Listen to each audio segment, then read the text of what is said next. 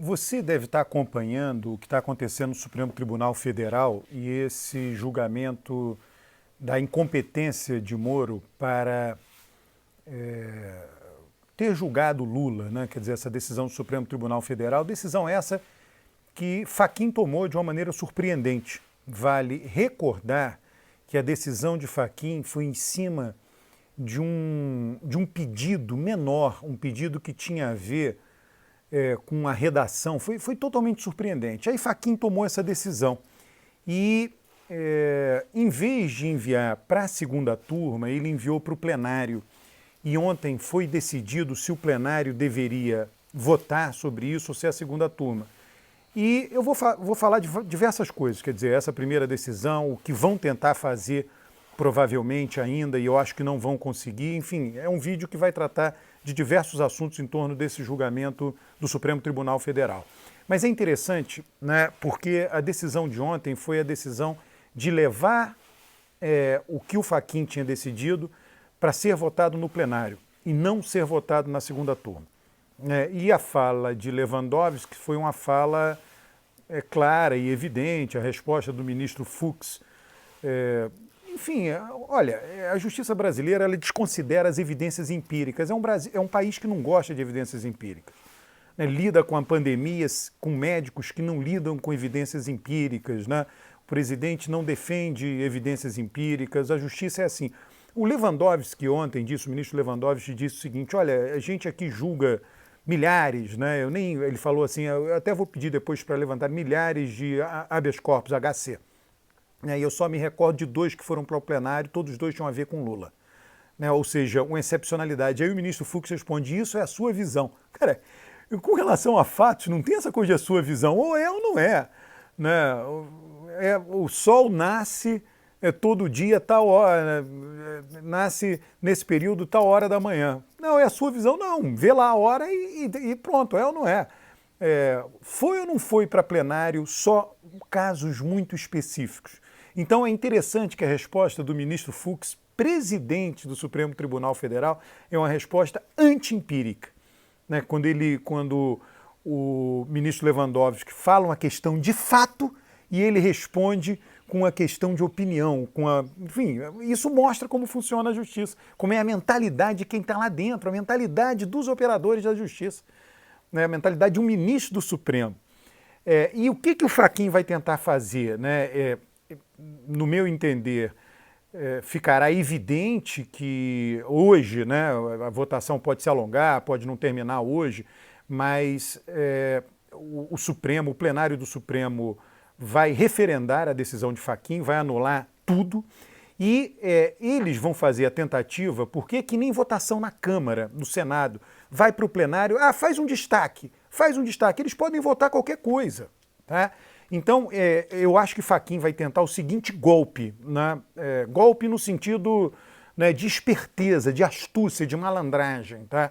Ele vai tentar, olha, uma vez que foi aprovada a incompetência da vara de Moro para ter feito todos os julgamentos acerca de Lula, então Moro não pode ser considerado suspeito. Né?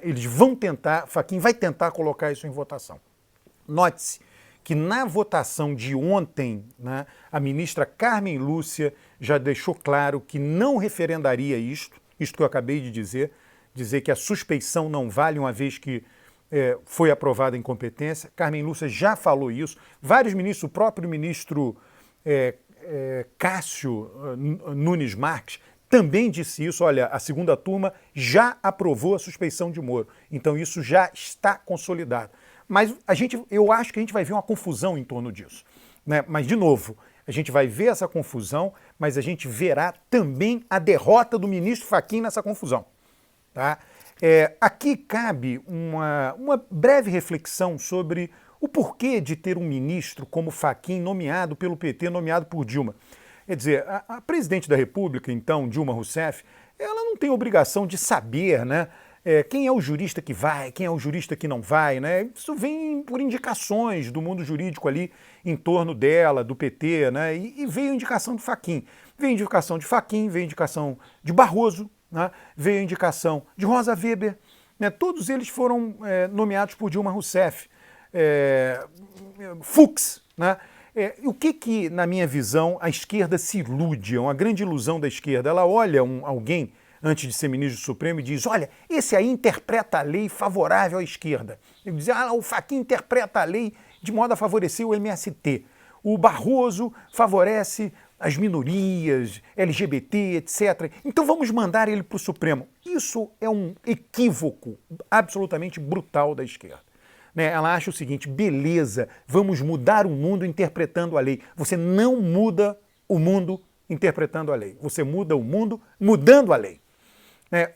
O que eu quero dizer com isso? Os melhores ministros para o Supremo são aqueles mais caxias, mais conservadores, mais tradicionalistas, aqueles que simplesmente...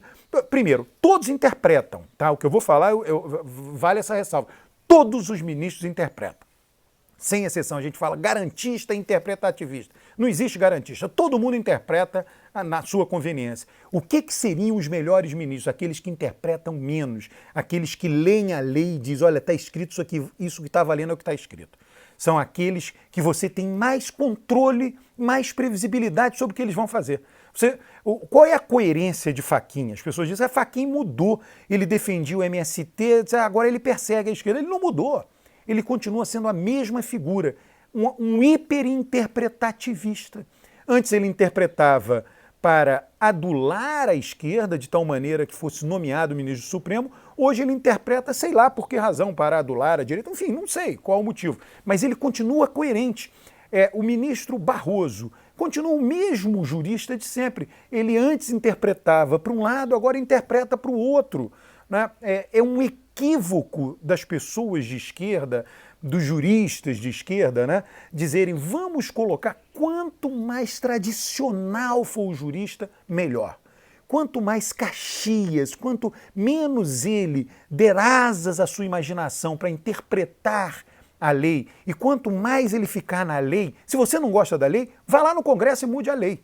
Essa lei, vá lá no Congresso. Não espere que ministros do Supremo, 11 figuras, mudem a interpretação da lei de tal maneira a lhe favorecer. Isso é um equívoco. E a esquerda está pagando por esse equívoco. Eu não acho que vai mudar. A pressão vai continuar nessa direção.